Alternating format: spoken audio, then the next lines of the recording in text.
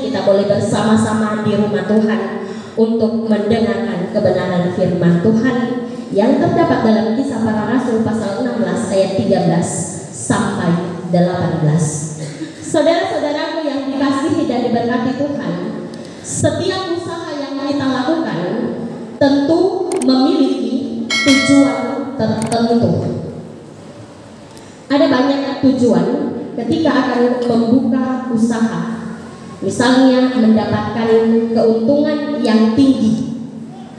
Menjadi tujuan dan usaha antara lain mungkin menyalurkan fashion, memberdayakan masyarakat, membuka lapangan kerja untuk orang lain, atau bisa juga tujuan-tujuan lainnya. Apapun tujuan itu, kita bisa memberi manfaat bagi semua orang. Dengan kata lain, usaha kita bermanfaat bagi kehidupan sosial. Saudara-saudara jemaat yang dikasihi Tuhan, ada ungkapan bijak mengatakan demikian: orang bodoh membuang kesempatan, orang biasa itu menunggu kesempatan, tetapi kalau orang pintar mencari kesempatan itu. Dalam pekerjaan Tuhan, menangkap setiap kesempatan itu untuk sesuatu memajukan pekerjaan Tuhan. Bapak Ibu yang dikasihi dan berkati Tuhan, pembacaan kita pada saat ini bercerita tentang pelayanan misi dari Rasul Paulus dan kawan-kawannya di Filipi. Rasul Paulus pergi ke tempat sembahyang Yahudi. Selain bertemu dengan orang-orang Yahudi, dia juga berjumpa dengan orang-orang non-Yahudi atau bukan Yahudi. Banyak yang bertobat, termasuk Lydia dalam bagian bacaan kita, seorang perempuan pengusaha dan Tiatira. Lydia membuka hati menerima Yesus juga sama dengan keluarganya. Lydia juga telah membantu pelayanan Rasul Paulus dengan apa yang ia miliki. Lydia berbagi dan usahanya itu yang menopang penginjilan Rasul Paulus.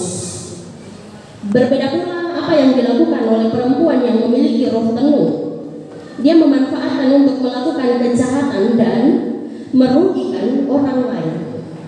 Jemaat yang dikasihi dan diberkati Tuhan, Rasul Paulus dalam pelayanannya sungguh-sungguh telah menjadi berkat bagi banyak orang. Pemberian dirinya dalam pelayanan tidak diragukan lagi.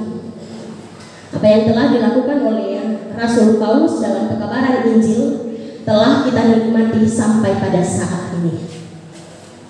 Demikian juga oleh seorang perempuan yang bernama Lydia, Tuhan telah mengubahnya menjadi berkat dalam pelayanannya bersama dengan Rasul Paulus dan kawan-kawan. Pada waktu itu lewat usahanya, tetapi juga melalui kehidupannya. Apa yang telah dilakukan oleh Rasul Paulus dalam pekabaran Injil, tetapi juga Lydia lewat usahanya yang membantu pelayanan Rasul Paulus, adalah komitmen iman yang dijalani oleh karena kasih karunia Tuhan. Tetapi tantangan dan pergumulan akan selalu ada, seperti kehadiran seorang perempuan yang memiliki roh tenuh melakukan sebuah kejahatan untuk sebuah tujuan. Saudara-saudaraku jemaat yang dikasihi Tuhan, apakah semakin hari kita semakin mengerti untuk apa kita hidup? Bagaimana supaya kita hidup ini menjadi berkat?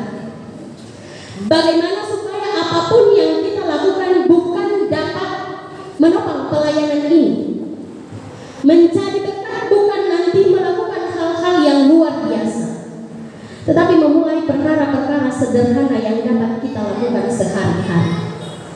Ketika kita ada di rumah, kita menyenangkan orang-orang yang ada di rumah. Dimanapun kita berada, kita menyenangkan hati orang lain. Hidup akan terasa berarti kalau kita menjadi berkat terhadap orang lain. Apapun yang dilakukan untuk pelayanan gereja Tuhan, sekecil apapun, kita sudah menjadi berkat untuk itu. Saudaraku yang dikasihi dan diberkati Tuhan, tantangan dan rintangan dalam pelayanan pasti akan selalu ada. Namun biarlah tantangan itu akan membuat kita teguh di dalam iman kita kepada Tuhan Yesus Kristus. Seperti ungkapan bijak tadi mengatakan, orang bodoh membuang kesempatan, orang yang biasa akan menunggu kesempatan itu. Tetapi kalau orang yang pintar akan mencari kesempatan. Saudara-saudaraku yang dikasihi Tuhan, jadilah orang pintar yang terus mencari kesempatan untuk sebuah pekerjaan Tuhan, memajukan pelayanan ini demi nama Tuhan. Mari kita pulang dengan membawa kebenaran firman Tuhan, melakukan segala apa yang baik di mata Tuhan, maka niscaya apa yang kita lakukan untuk sebuah tujuan tertentu akan semakin diberkati oleh Tuhan. Tuhan Yesus memberkati firman-Nya. Amin.